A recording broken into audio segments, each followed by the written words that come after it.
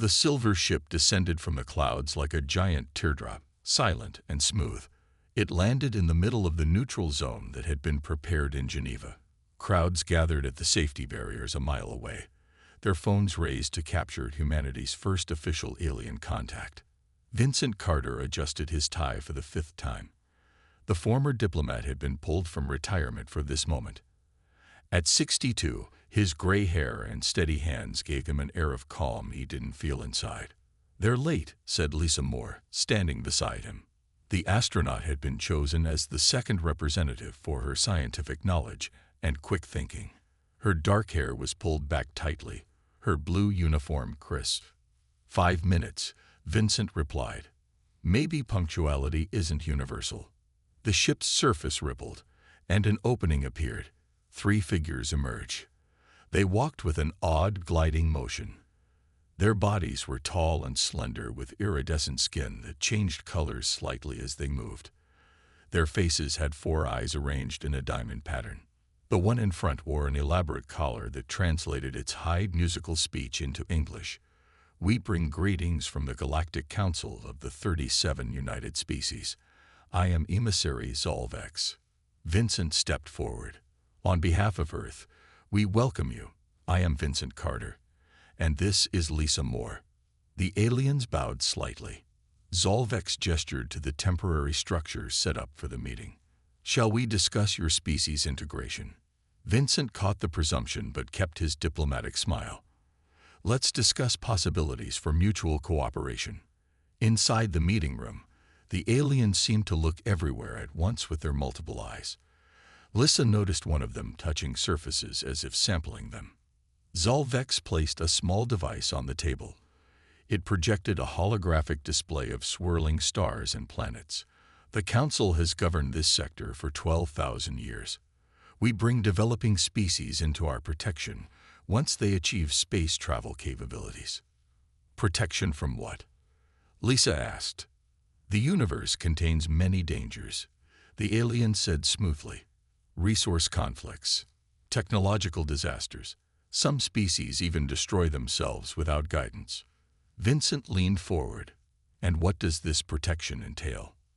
"We offer technological advancement beyond your current understanding. Medical knowledge that will extend your lives. Clean energy. In exchange, we require certain resource rights and adherence to Council laws." "Resource rights." Lisa's voice sharpened. "Minor concessions, some mining operations on your outer planets. Nothing you would miss." The alien's skin rippled with blue patterns. "And of course, limited autonomy during the integration period." Vincent's diplomatic training couldn't hide his frown. "Limited autonomy. A mere formality," said another alien, speaking for the first time. "All species undergo supervision until they fully understand their place in the galactic community." "Our place," Vincent repeated carefully. Zolvex's colors shifted to soothing greens. "We've observed Earth for centuries. Your species has potential, despite your fractious nature." Lisa stiffened. "You've been watching us. For how long?" "Since your early civilizations," the alien said casually. "It is standard protocol." Vincent's calm facade cracked. "You've been watching while we fought world wars, through plagues and disasters. Non-interference is our prime directive until a species reaches the appropriate development stage," Zolvex explained, seeming genuinely confused by Vincent's reaction. Lisa had moved around the room while they talked. She suddenly stopped behind one of the decorative plants the aliens had brought as gifts. With quick fingers, she pulled something small and metallic from among the leaves. "What's this?" she asked, holding up a tiny device emitting a faint hum. The alien's colors flashed to deep red, then stabilized. "A simple environmental monitor." Vincent stood up. "In a closed diplomatic meeting, where we weren't informed." "Standard procedure," Zolvex began. "No," Vincent cut him off. "On Earth, secretly recording diplomatic negotiations is an act of bad faith. Perhaps we should adjourn until we establish proper protocols," Lisa suggested, her voice cold. The aliens exchanged looks, their skin patterns communicating in ways the humans couldn't understand. "Very well," Zolvex said finally. "We will reconvene tomorrow. Consider our offer carefully. The Council's protection is not extended lightly." As they left, Vincent whispered to Lisa, "Protection or control." She closed her hand around the small device. "I'm taking this to our scientists. Something tells me we need to know exactly what we're dealing with." The aliens watched them go, their colors swirling in patterns that, had the humans been able to read them, would have registered as alarm. Diane Wells hadn't slept in 36 hours. The military analyst's office was covered with screens displaying information about the Galactic Council. After the first meeting went badly, Earth's governments had scrambled to gather intelligence. "You need to see this," Greg Patterson said as he entered her office. The intelligence officer placed a data tablet on her desk, pushing aside empty coffee cups. Diane rubbed her tired eyes. "What am I looking at?" "Translation of Council communications we intercepted. Our AI finally cracked enough of their language." She scanned the document, then sat up straight. "They've done this before." Greg nodded grimly. "Many times. They identify developing civilizations, make contact when they reach space travel capability, and offer protection. Those who accept become second-class members of the Council. Those who resist don't seem to exist anymore," Diane finished. She pointed to a section of text. "Look at this species, the Narvians. They refused Council terms. There's a reference to a containment procedure, and then nothing. They're not mentioned again in any later documents." "There's more," Greg said, tapping the screen to change pages. "They're afraid of us." "Afraid? Why would an advanced Galactic Federation fear humans?" "Because we're different." Greg pulled up more data. "Most species they encounter develop space travel within a few centuries of discovering electricity. We did it in less than 100 years. And look at the psychological profile they've built on us." The screen showed an alien analysis of human history. Words like adaptive, aggressive, and unpredictable were highlighted. "They've been watching us fight each other for centuries," Diane said, understanding growing in her voice. "Wars, revolutions, but also how quickly we rebuild and advance after disasters." "Exactly. And this note here from their lead anthropologist suggests humans have dangerous potential for exponential technological growth if left unregulated." Greg's expression was deadly serious. "They want to control us before we become too powerful to control." Across the city, in a secure underground lab, Lisa Moore watched scientists examining the device she had found during the first meeting with the aliens. "It's not just a recording device," Dr. Alan Freeman explained. "It's also scanning our biology, technology, even the materials in the building. And the plant it was hidden in. It contains microscopic sensors that analyze air composition. They were mapping everything about us." Lisa's face tightened. "Can we use any of this?" "Already started," Alan said with a slight smile. "The device uses principles we've theorized but never achieved. Just by taking it apart, we've advanced our understanding of quantum field manipulation by decades." Meanwhile, on the Council's flagship hovering beyond Earth's moon, the aliens were having their own meeting. The humans reacted with hostility to standard protocols. Zolvex reported to the Council elders who appeared as holograms around the table. Elder Xarveth's image flickered with dark purples and reds. "This confirms our fears. No compliant species would object to preliminary surveillance. The humans show dangerous independence. Perhaps a different approach," suggested a younger council member. "No," Xarveth interrupted. "We've studied their history. Humans respond to displays of power. They respect strength. Prepare a demonstration of our military capabilities." "Is that wise?" asked another elder. "Our reports indicate they are advancing faster than projected, which is exactly why we must act quickly," Xarveth insisted. "This species has already developed nuclear weapons, survived several near-extinction events of their own making, and continued to advance. Their adaptability is unprecedented." Zalvex shifted uncomfortably. There's another concern. The surveillance device is missing. The council chamber erupted in alarmed color patterns. They took it, Aksarveth demanded. And you allowed this. It wasn't clear until after we left that the female human had kept it, Zalvex explained. By then, removing it would have required force. This changes our timeline. Hazard. That said, if they reverse engineer that technology, we should offer better terms, a moderate elder suggested. More autonomy. Alan Freeman's laboratory hummed with activity day and night. The scientist had barely left the underground facility in 2 weeks. His normally tidy appearance had given way to rumpled clothes and unruly hair, but his eyes sparkled with excitement as he presented his findings to the Emergency Council of World Leaders. We've made breakthroughs in 6 major technological areas, Alan explained, pointing to holographic displays. Their power generation system uses principles we had only theorized. We've already built a working prototype. The President of the United States leaned forward. How does this help our defense capabilities? Significantly, Alan said. Their ships use an energy shield system we can now replicate on a small scale, and we figured out how their faster-than-light sensors work. The Chinese premier spoke next. Can we build weapons with this knowledge? Alan shared a look with Lisa Moore, who stood at the back of the room. Yes, he said simply. We can.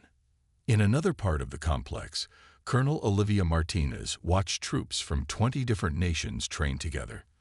Former enemies worked side by side, learning to operate new weapon systems developed from the alien technology. The colonel's stern face softened slightly as she observed Russian and American soldiers helping each other master a new targeting system. Never thought I'd see that, said her assistant. Nothing unites humans like a common enemy, Olivia replied. Every war in our history taught us something. Now all that knowledge might save us. She checked her watch. The aliens will be landing in 2 hours for their second meeting. Let's hope our diplomats can buy us more time. At the Geneva landing site, Vincent Carter waited with a new team of representatives from major world governments. This time, they had prepared carefully. The landing area had been swept for surveillance devices, and each human representative wore subtle technology to detect any new intrusions. The alien ship landed with the same silent grace as before.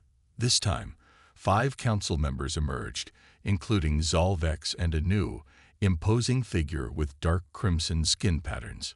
I am Elder Aksarveth, the new alien announced without preamble. The council has authorized me to present revised terms for Earth's integration. Vincent led them to the meeting room. We're prepared to discuss mutual cooperation. Zarveth's skin flashed with impatient patterns. The time for preliminary discussions has passed. The council has determined that Earth requires more direct guidance. The alien activated a holographic display showing a massive fleet of ships. This is the Council Protection Force currently stationed throughout this sector. For your species' safety, we will establish orbital security stations around your planet and major installations on each continent. The room temperature seemed to drop. Vincent kept his voice level. And if we decline this protection? Unfortunate incidents occur to unprotected worlds, Tarveth said. Asteroid impacts, climate destabilization. We would hate to see Earth suffer such tragedies. The Japanese representative, a quiet woman named Kimi Tanaka, spoke up. You're threatening us. I am informing you of cosmic realities, Tarveth corrected. The Council has maintained peace for 12,000 years by ensuring all species understand their proper role. Vincent glanced at the other human representatives, receiving subtle nods. We've studied your proposal carefully, he said, and we have a response prepared. He slid a data tablet across the table. These are our terms. Zarveth's 4 eyes blinked in sequence. Your terms. Yes. First, acknowledgement of Earth's full sovereignty. Second, reparations for your non-intervention during our global disasters. Third, complete sharing of all Council technology without restriction. The alien skin patterns flashed in what the humans now recognized as shock. "This is not how integration works," Zolvek said. "No species has ever demanded terms from the Council." "Then we're making history," Vincent replied calmly. "Humanity does that quite often." Zarveth stood abruptly. "You have 30 Earth days to reconsider. After that, the Council will implement necessary measures to ensure galactic stability." As the aliens left, Vincent turned to his fellow representatives. "Well, that went as expected." "Will 30 days be enough?" asked the Brazilian diplomat. Vincent looked out the window at the departing ship. "It has to be. Based on what they know about us, I doubt they'll wait longer." Outside, unseen by the aliens, Olivia Martinez gave orders to activate the planetary defense network. Around the world, humans prepared for war. 28 days after the ultimatum, the Council lost patience. Their fleet moved toward a small human research station on Earth's moon. The station had been built just 3 years earlier and housed only 12 scientists. It was chosen as a demonstration target precisely because it would show power without causing mass casualties. "Target the power systems only," ordered the Council commander. "We want to disable, not destroy." Brilliant beams of energy lanced out from 3 Council ships, cutting through the station's solar arrays and backup generators. The humans inside scrambled into emergency suits as their air systems failed. Within minutes, Council ships retrieved the stranded scientists and returned them safely to Earth with a message. This is the cost of defiance. The Grand Chamber of the Galactic Council had never seen such disorder. Representatives from 37 species argued loudly while their skin patterns flashed with agitation. The human counterattack had shaken the Council to its core. "We should launch a full invasion immediately," insisted Elder Exarveth, "before they develop more weapons." A smaller alien with blue-green skin patterns spoke up. "The humans disabled our base without killing anyone. Perhaps they are not as violent as you claim." "That was strategy, not mercy," Sarveth countered. "They wanted to show what they could do." The Vraxian representative, a squat creature with 4 arms and crystalline growths on its head, spoke in a rumbling voice. "For 12,000 years, the Council has claimed no species could resist us. Now humans have proven this false." The Vraxian's eyes glinted.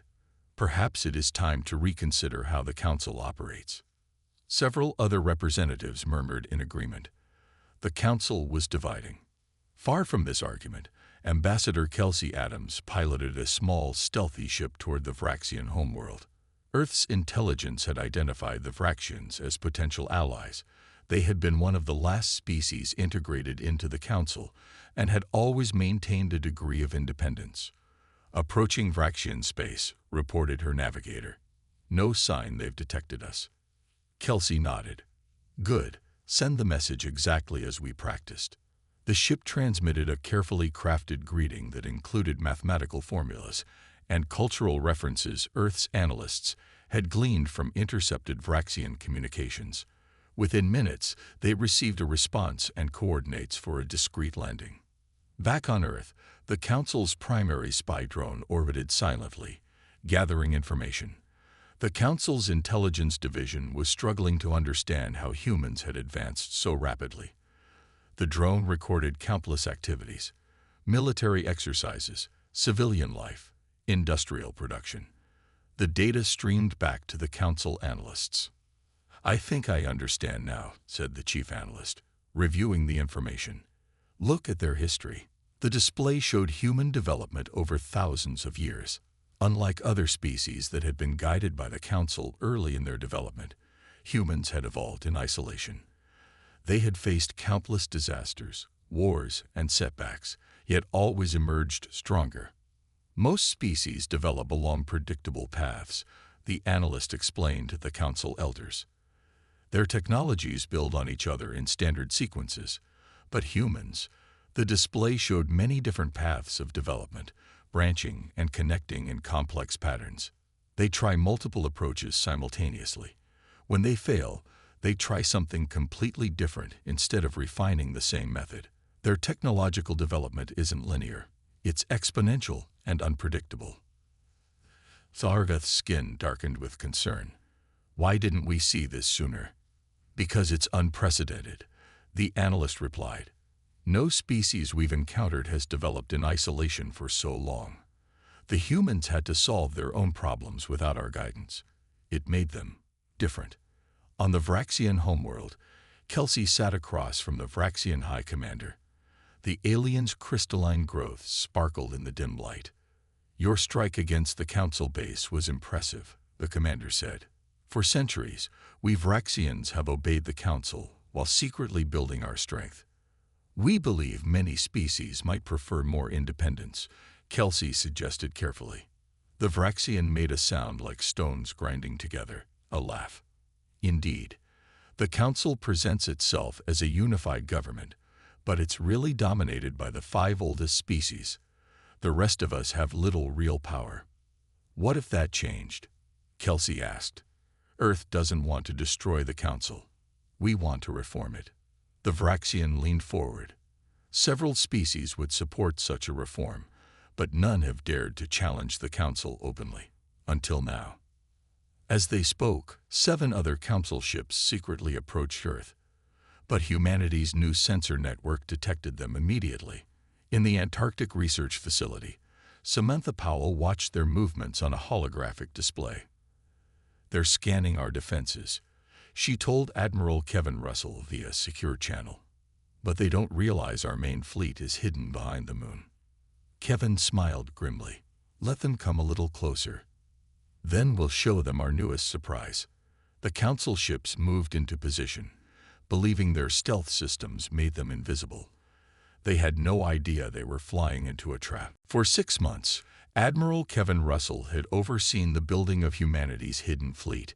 Ships constructed in underwater facilities, inside hollowed-out mountains, and in the shadow of the moon. All places the Council's sensors couldn't easily penetrate. Now that fleet waited, engines cold, for the perfect moment. Council ships continuing approach, reported the sensor officer on Kevin's command ship. They still think we don't see them. Kevin nodded. Let them get closer. I want them fully committed.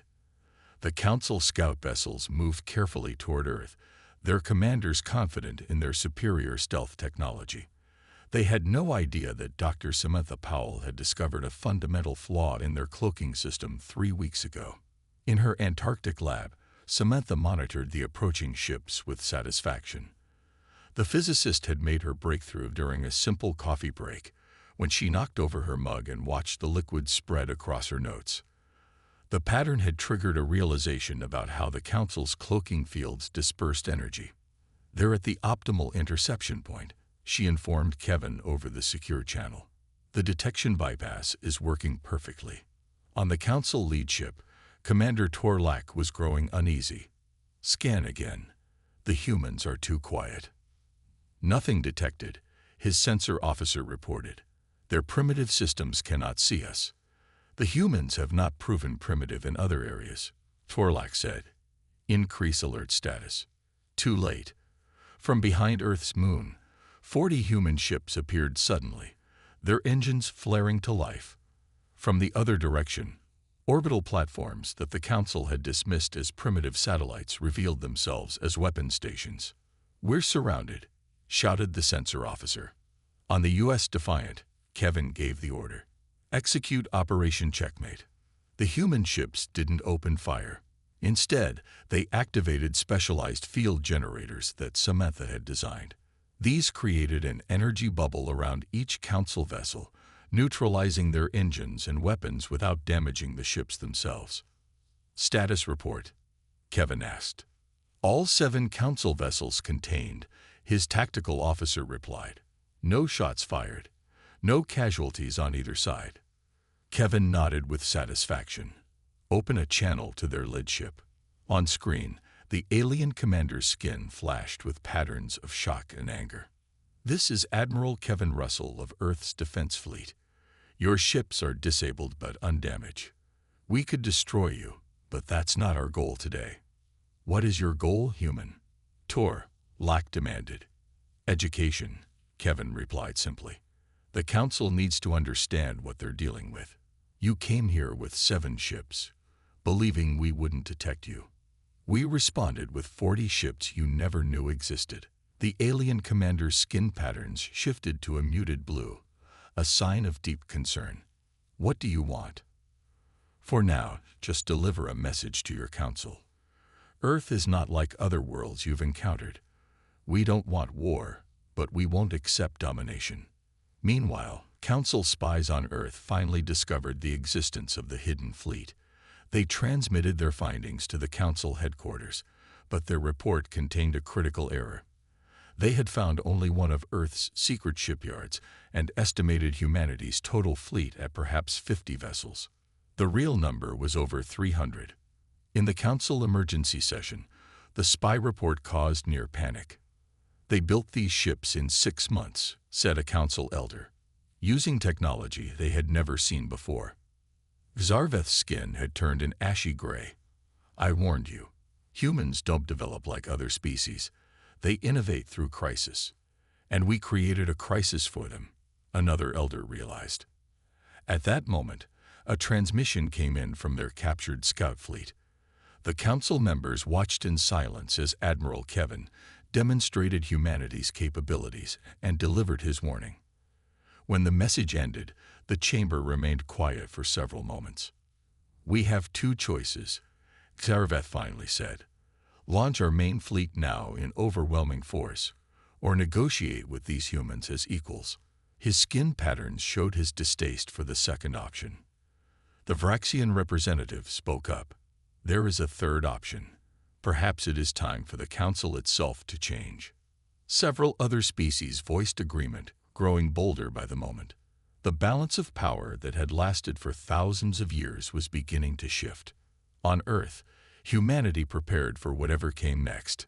In orbit, the disabled Council ships were escorted out of the solar system by human vessels, a clear message sent to all who were watching. Admiral Kevin Russell stood on the bridge of the U.S. Defiant as it led a fleet of 50 human ships toward the Galactic Council's central world. This was humanity's boldest move yet, a direct approach to the heart of Council power. Behind him, officers worked quietly at their stations, faces tense but determined. All ships report ready, Admiral, said his second-in-command. Kevin nodded. Begin the jump sequence. The fleet vanished from Earth's solar system and reappeared near the massive ring structure that orbited the Council homeworld. The ring housed representatives from all 37 member species and served as the center of galactic government. Alarms blared throughout the Council station as the human fleet appeared. Defense systems activated automatically, but the humans made no aggressive moves. They simply took position and waited. Inside the Council chamber, the session erupted into chaos. They found our central world, shouted one elder. This is unprecedented. Zarveth's skin had turned almost black with rage. I told you we should have struck with full force. Now they're here, at our doorstep. A communication request flashed on the main screen. The Council members fell silent as the face of Julia Brown appeared. The human diplomatic officer wore a simple blue uniform with Earth's new United Government emblem. This is Diplomatic Officer Julia Brown representing Earth and humanity. We request an immediate audience with the full Council. The Council elders exchanged worried looks. No species had ever approached the Council this way, armed but not attacking, demanding rather than pleading. Your fleet presence is an act of aggression. Zarveth responded. Julia smiled slightly. No more aggressive than your ultimatum to Earth. We simply wish to ensure our message is heard clearly. She paused. We come with terms for peace. The Council reluctantly agreed to the meeting. Julia and a small team transported to the station, while the human fleet maintained its position. In the Grand Council chamber, Julia stood calmly before representatives of 37 species.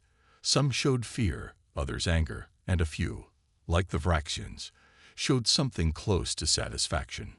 Earth proposes a new relationship with the Galactic Council, Julia began. First, full recognition of human sovereignty and independence. Second, open access to the Council's knowledge base and technology archives. All of them, not just what you choose to share with developing species. Murmurs spread through the chamber at this demand. Access to the complete archives had always been restricted to the founding species. Third, and most importantly, Julia continued, reform of the Council itself. Equal representation for all member species, not just the original founders. Votes based on merit of ideas, not age of membership. Impossible, Tarveth exclaimed. The Council has maintained stability for 12,000 years because of our careful hierarchy. Has it? Julia activated a holographic display showing information Earth had gathered from their Vraxian allies and other sources. Your records show 17 species that resisted integration. All disappeared from galactic records shortly after. That's not stability. That's control through fear. The chamber erupted as younger council members confronted the elders with questions they had never dared ask before. Julia raised her voice slightly. Our fleet will remain in position while you consider our terms. We've also broadcast this meeting to all council worlds. She smiled. Transparency is an important human value. As she finished, messages began flooding in from planets across the galaxy. Many species had watched the broadcast with great interest. The Vraxians were already openly supporting the human position, and others were following suit. As Arveth glared at Julia, you've deliberately incited rebellion within the Council. We've offered a chance for evolution, she corrected. The current system serves the few at the expense of the many. We're suggesting a better alternative. As Julia returned to the human fleet, the Council remained in heated debate. The carefully maintained power structure of 12,000 years was cracking under the weight of questions that could no longer be silenced. On the Defiant, Kevin received Julia's report with satisfaction. Phase 1 complete, she told him. Now we wait. And if they reject our terms? Kevin asked. Julia's expression grew serious. Then we moved to Phase 2. But I don't think it will come to that. Too many council species have been waiting for this moment. They just needed someone to go first. Throughout the galaxy, news of humanity's stand against the Council spread rapidly. After millennia of unquestioning acceptance, change was coming. For 3 days, the Galactic Council remained locked in bitter debate. Outside their chamber, the human fleet waited patiently. On dozens of council worlds, populations that had never questioned the ancient order began to demand answers. When the council doors finally opened, only 23 species remained in session. The others had broken away to join what was now being called the Earth Coalition. Arveth and the elders of the 5 founding species had made their decision. They would not surrender 12,000 years of power willingly. Prepare the Elder Fleet, Arveth ordered. We will end this human problem once and for all. From hidden bases around the Council homeworld, 200 ancient warships emerged. These vessels had not been used in millennia, but they contained the most advanced weapons the founding species had ever created. On the U.S. Defiant, alarms sounded as the massive ships appeared. They're powering weapons, reported Kevin's tactical officer. Energy readings off the charts. Kevin remained calm. Signal the coalition ships. Execute Pattern Omega. The human fleet scattered in what appeared to be panic. The elder ships pursued, confident in their superior firepower. What they didn't realize was that humanity had fully expected this response. As the elder fleet moved away from the Council station, 300 ships suddenly appeared behind them. Vessels from the Vraxians and 11 other former Council species who had secretly joined humanity's cause. Elder fleet surrounded, announced Kevin's tactical officer with satisfaction. Zarveth's voice came through on all channels. This changes nothing. Our ships can destroy your entire coalition. Perhaps, Kevin replied. But at what cost? Look around you, Elder. The galaxy is watching. On every planet, in every outpost across Council space, beings of all species were indeed watching. The humans had ensured the confrontation was broadcast everywhere. This isn't just about Earth anymore. Kevin continued. It's about freedom for all species to determine their own path. You can fire on us, kill millions, and maintain control through fear, or you can join us in building something better. For a tense moment, the Elder Fleet's weapons remained locked on the Coalition ships. Then, from the Council station, a new transmission appeared. It was the Vrildax representative, one of the founding species. Stand down, Aksarveth, the ancient being ordered. We have ruled through wisdom for thousands of years. Let us not end our legacy with needless bloodshed. One by one, the Elder ships powered down their weapons.